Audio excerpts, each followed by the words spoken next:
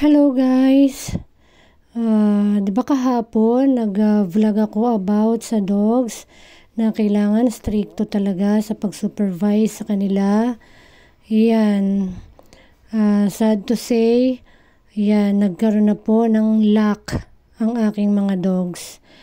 Ito po ay hindi ko po gustong mangyari pero nangyari po.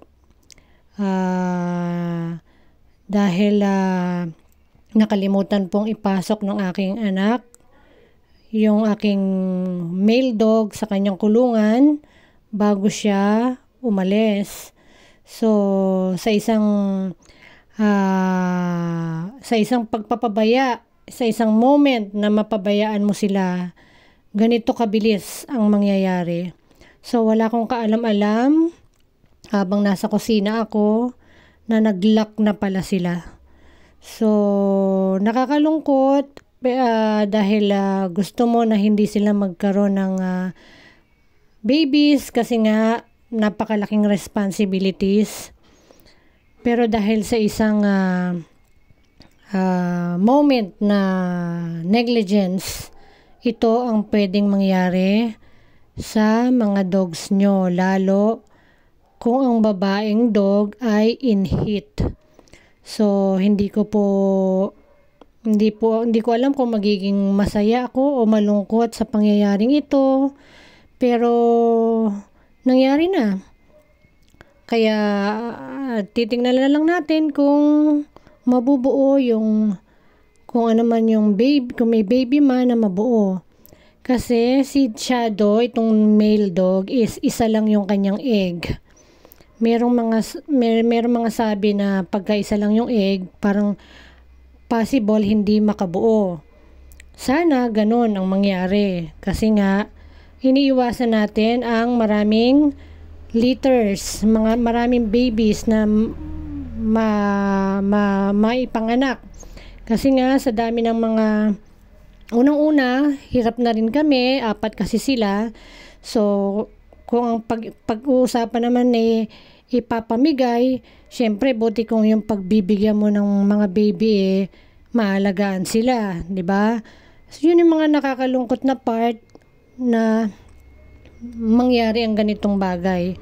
So sa oras na to, yan si Bailey, ito sa tingin ko hindi pa to na mate ng kahit sino Ito pa lang si Shadow ang nakamate So habang yan nakalak sila, napupo si Bailey. Hindi ko alam kung bakit. So, yan, habang nakalak, napupo siya. Ang dami niyang pinupo. Hindi ko naman sila pwede paghiwalayin kasi alam ko, pag pinaghiwalay sila ng puwersahan, mas masakit yon. So, hinayaan ko na lang sila hanggang sa sila na lang mismo ang nag-unlock sa sarili nila. So, I don't know kung may mabubuo. Sana wala. Kasi nga kawawa din yung mga baby, hindi natin alam kung talagang maaalagaan ng mga pagbibigyan kung sakasakali man. Kaya fingers crossed, sana walang nabuo. After nila mag-unlock, merong lumabas na liquid, maraming liquid. Hindi ko alam kung ano yun. Sana yun na nga, walang nabuo. So ang lesson dito is talagang kung meron kang male dog at saka female dog, talagang strict, super strict ka na i-supervise sila. One simple negligence may lead to a lot of babies na hindi natin ginusto. So ayan, ang aking male dog, naglilinis siya. Yan ay natapos na sila. Ayan, ito naman si Bailey. Yun, parang dinidilaan niya yung liquid na nahulog nila. So, paalala sa mga dog owners, kung kayo stricto na sa pagbabantay sa kanila, mas strictohan nyo pa. One single moment, this will happen. So, please, wag nyo pong hayaang mangyari kung hindi naman kayo handa na sila ay mag-breed. Masaya, pero mahirap talaga. So, ito ang ating si Bailey. Ngayong maga, yan siya, masaya naman. Hoping na hindi siya pregnant. Para ang ang aming pagmamahal ay talagang para sa kanila nang hindi na mahati pa. At medyo malaking responsibility talaga pag mas marami. So, yun lang po. Awareness lang sa mga dog owners. Mas maging stricto pa.